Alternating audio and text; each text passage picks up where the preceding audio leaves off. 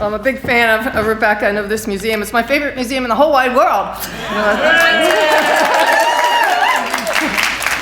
It tickles my fancy, or maybe it fancies my tickle. But anyway, I'm delighted, and I'm delighted to be here. So when I lived upstairs above the White Dog Cafe for many, many years, I had a sign in my closet that I saw every morning when I got dressed that said, "Good morning, beautiful business." And it was a reminder to me of just how beautiful business is. You know, when we put our creativity and our energy and our time into producing a product or a service that we offer to our community. So seeing that sign made me think about my own business in the morning and how the farmers are out in the fields picking organic fruits and vegetables to bring into town, the farm animals out in sunshine and fresh air. I think of my goat herder, Dougie, who said that when she kissed her goat's ears, it made the cheese better. And I think that's true.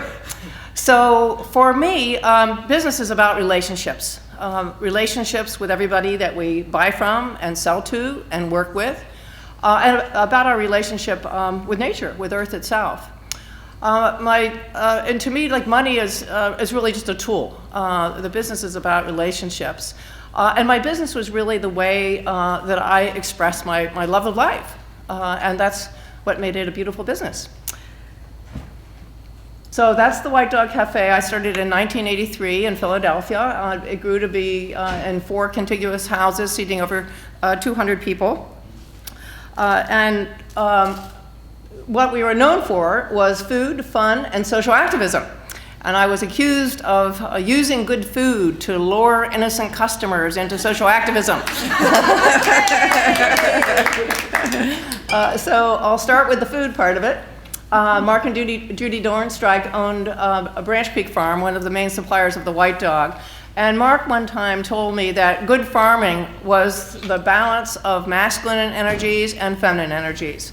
That if you have too much masculine energy and not enough feminine, that you'll run an efficient farm. That he equated masculine energy with efficiency. But you won't have good tomatoes because you're not nurturing, you're not putting enough feminine energy into the process.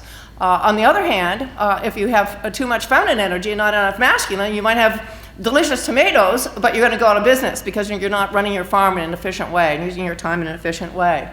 So one of the horrors in the food industry is the factory farming of animals, where it's all about efficiency of too much masculine energy. It's all about how little can you give those chickens, how little space, how little light and air, how little food and water to get the cheapest egg possible. So at the White Dog, we made a point of only buying chicken and eggs that were raised on pasture out of doors like this farm in Lancaster County. Then, in reading John Robbins' book, who's quoted actually in the Yum Yum show, I found out about the horrific conditions under which mother pigs are kept in industrial farms, in these crates so small they can't even take a step forward or backward or turn around, artificially inseminated, babies taken away prematurely, artificially inseminated again as though they were pieces of machinery in a factory. But yet these are mammals, like our dogs, like us, and all we mammals share the capacity for joy, for fear, for guilt. You can see all these faces on your dogs, these expressions on your dogs' faces. So we're to be stewards of farm animals, and I felt that this was a betrayal, of that trust. And I realized that the pork that I was serving at the White Dog must come from the system, because unless we know different, this is how a pork is raised in the industrial system. So I listened to this book on tape when I was coming back from a trip, and I parked in back of the White Dog and just came to the kitchen and said, we're going to have to take pork off the menu. I just cannot be a part of this unjust system. And so we went about finding a source for natural pork. This is how pigs like to live. They're very social beings. They like to sleep in pig piles, in mud and sunshine and so on. So we made a pledge only to buy and sell pigs that are raised on pasture like this and respected by the small farmers who raise them. And this is something that I've continued to, as an individual. I will not eat meat. unless I know how it was raised and where it came from. So that means that I don't very much eat meat. And I had a delicious burger from Beyond Meat that Seth has produced, and I do recommend them. They're really great. Very different than veggie burgers. But anyway, moving on here, I next find out about the plight of the cow and how cows are herbivores. They're supposed to be out on eating clover and grass and whatnot, but instead, because of our tax dollars going from the Farm Bill, it's cheaper for farmers to take animals off pasture and feed them corn and soybeans and whatnot, subsidized with our tax dollars. So we made a point of finding all sources for grass-fed beef all in our own region in Pennsylvania. This is Dr. Bill Elkins from Buck Hill Run, and we had a famous hamburger at the bar at the White Dog from Buck Run Farm Burgers that Patty LaBelle used to come around in her chauffeur limousine and run in to get her Buck Hill burger. Finally, well, this is Dougie. She's the one that kisses her goat's ears. You can see, isn't that a lovely ear? But anyway, I finally got to the point where I looked at my menu and thought, well, gee, we've done it. All of our meat products on our menu come from small family farms where the animals are treated with dignity and respect and kindness. This is going to be our market niche. This is all about us. No other restaurant is doing this. This is our competitive advantage. But then I got to be thinking and thought, well, Judy, if you really do care about those pigs, if you really do care about the small farmers that are being driven out of business by these corporate farmers, if you care about the environment that's being polluted by the concentration of manure with sometimes 10,000 or more pigs in one place going into the streams and so on, if you care about the workers in these horrible slaughterhouses and factory farms, and if you care about the consumers, they're eating this meat that's full of antibiotics and hormones and who knows what, then rather than keep this as your competitive advantage, you'll share your supply sources with your competitors. So that was a turning point in my life, where up until that point I thought that my measure of success was having the best possible business practices within my company, buying from local farms, using renewable energy, composting, all these things. But then I realized that we have to do more than that. We have to cooperate with others, including our competitors, to build whole sustainable systems with these values, and in my case, the sustainable food system. I realized that there is no such thing as one sustainable business. We can only be part of a sustainable system, and we must cooperate to build those systems. So I turned to the farmer who was bringing us in at that point 2 pigs a week. We always bought the whole animal, used every part of it, and asked him if he would like to expand his business and supply other restaurants in Philadelphia. And he said yes, and I said, well, what's holding you back? And he said he needed $30,000 to buy a refrigerated truck so he could deliver to all the other restaurants. So I loaned him the $30,000 and he bought the truck. And so then I started Fair Food. I took 20% of my profits every year and put it into our nonprofit White Dog Community Enterprises and started Fair Food. This is the Fair Food farm stand at the Reading Terminal in Philadelphia. This was in the year 2000 when we started Fair Food. And now we have, not only do we represent farmers, over 100 food purveyors, farmers as well as local food enterprises, locally made crackers, energy bars, and now we can put local cheese on our local cracker and swig it down with local beer or local gin. We have our own distillery now and so on. So also that original list of farmers that I turned over to my competitors is now our local food guide. 16, 17 years later, that lists all the restaurants in town that buy from farmers, and I imagine Baltimore has a local food guide too.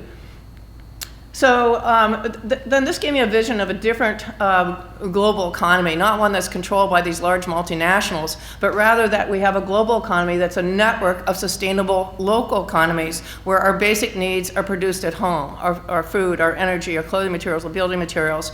And then what we don't have locally, we trade in fair trade, as Seth does, relationships, in small-to-small relationships for our coffee, our bananas, what we don't have at home. And we also export from our communities what's unique about our community, what has been invented by a local entrepreneur, or a special cheese, a special wine, or whatever, because we always want to try something different. I'm not going to eat Philadelphia produced crackers every time I want a cracker, but I love buying crackers that are made in small batch from Asheville, that I can get at a local store that specializes in small batch products from around the country.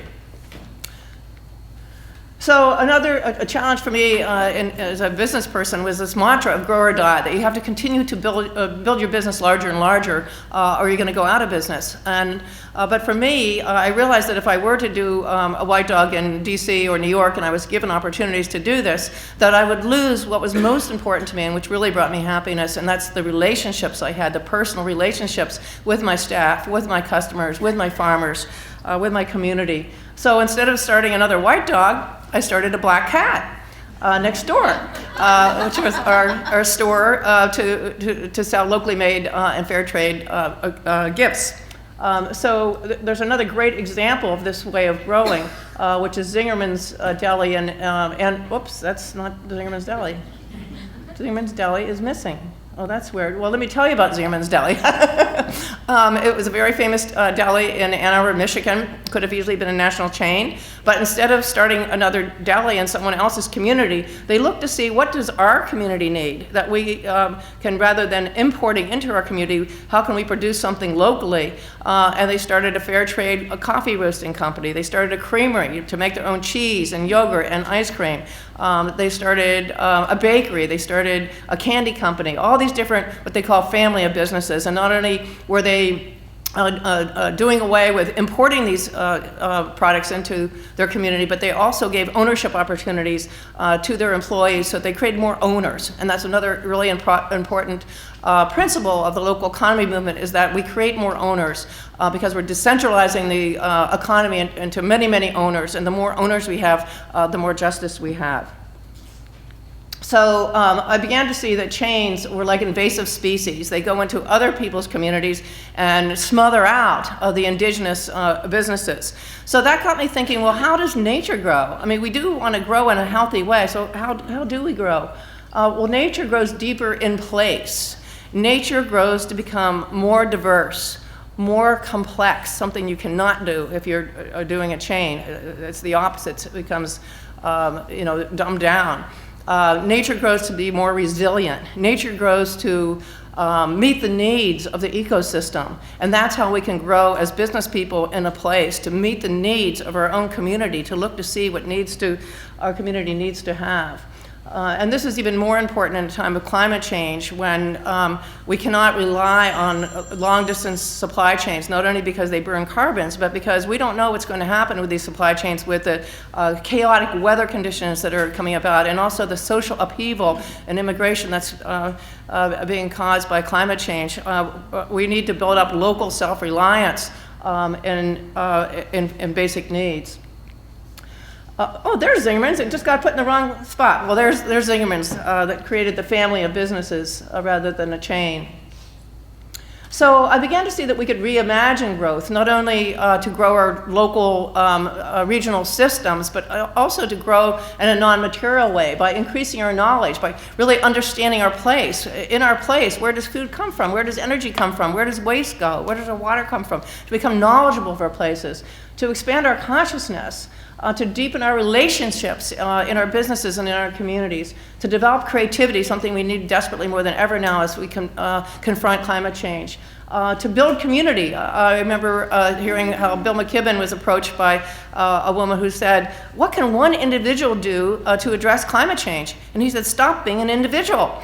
So we need to build community. We have to work in community and cooperation to be able to survive climate change. And having more fun. So these are the ways that I grew the White Dog Cafe, in these non-material ways.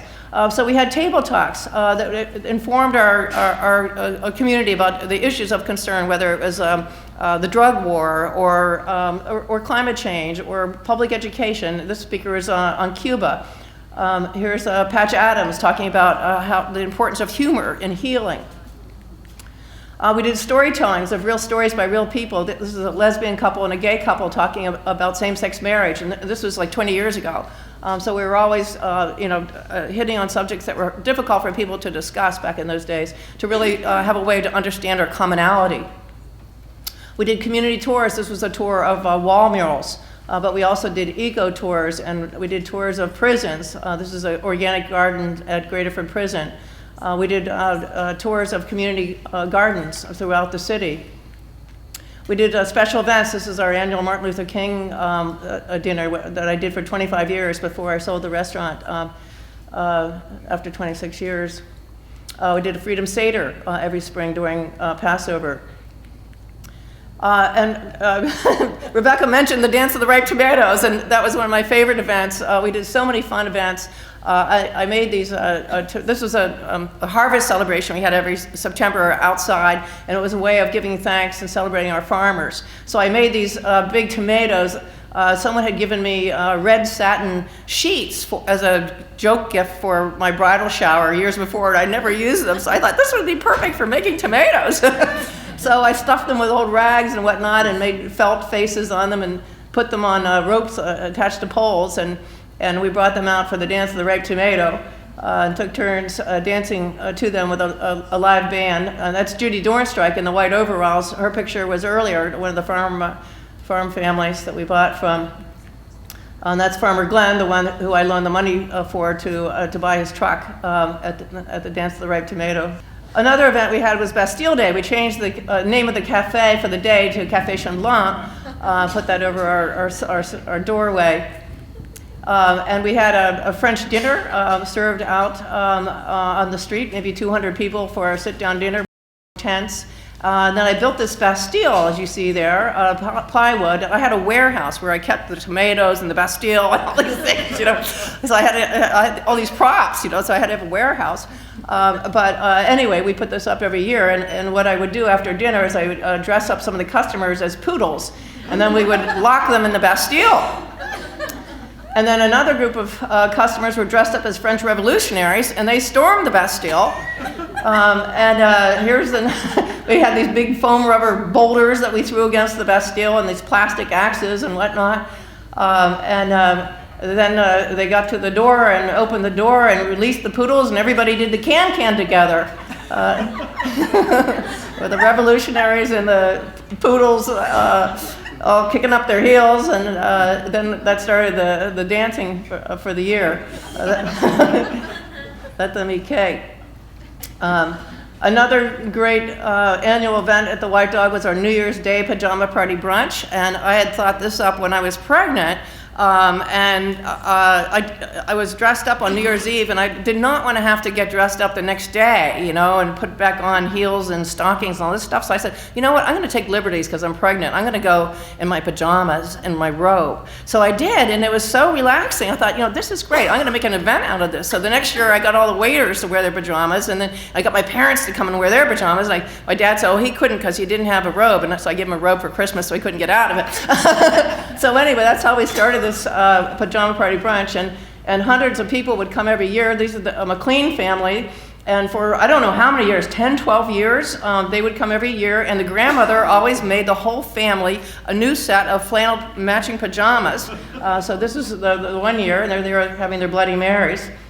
And so I took photographs of everybody and put them up in the bar, and so people would come in and say, there I am like 20 years ago with my teddy bear or whatever. Oh, and this was really great. We had, in Philadelphia, one of our big traditions is the Mummers Parade. Have you heard of the Mummers Parade?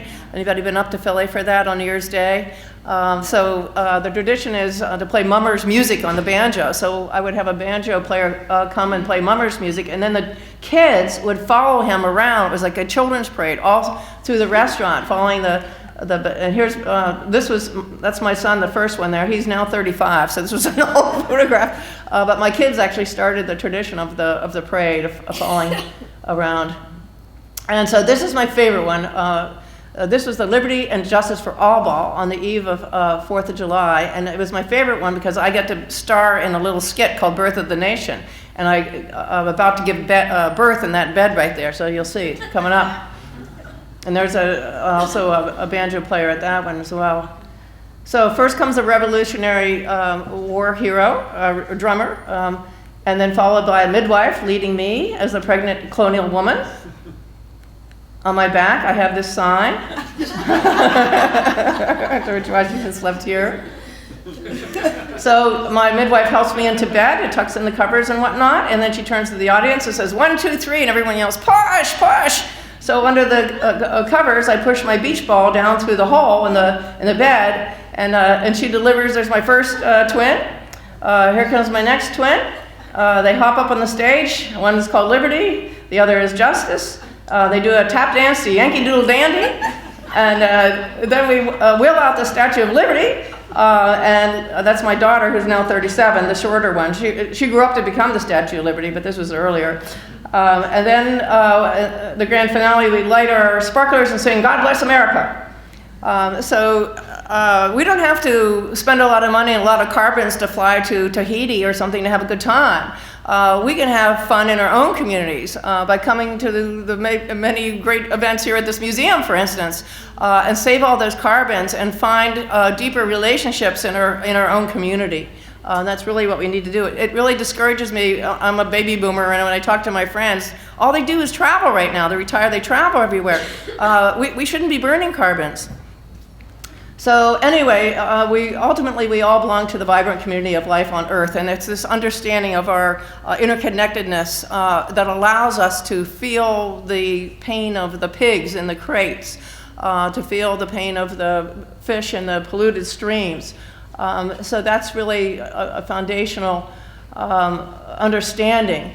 And we need to lead with love. When I made that decision to share with my competitors, I was at first afraid. I thought my profits would go down, my sales would go down, and so on. But it was my love of the pigs that got me to make that decision and overcame my fears. So I think if we take responsibility for our places and we lead with love, that we can create the sustainable, just, and joyful communities that we all would like to live in. And if we are eventually able to create a viable future for our own children and for the children of all species, it's going to be because we as human beings have finally found our rightful place in that community of life, no longer as exploiters, but as lovers. Thank you very much.